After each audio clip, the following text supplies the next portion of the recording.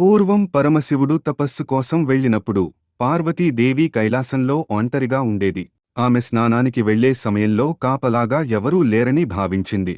అప్పుడు ఆమె తన ఒంటికి రాసుకున్న నలుగు పిండితో ఒక అందమైన బాలుని రూపాన్ని తయారుచేసింది.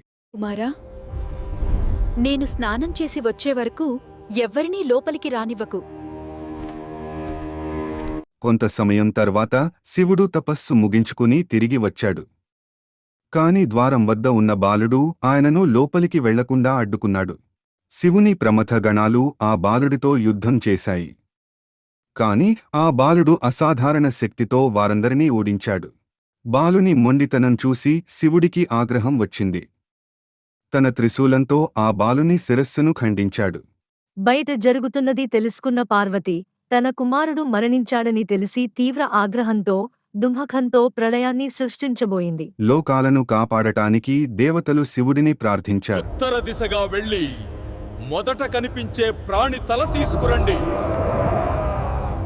గణాలు వెతకగా వారికి మొదట ఒక ఏనుగు కనిపించింది. వారు ఆ ఏనుగు తలను తీసుకువచ్చి శివుడికి సమర్పించారు.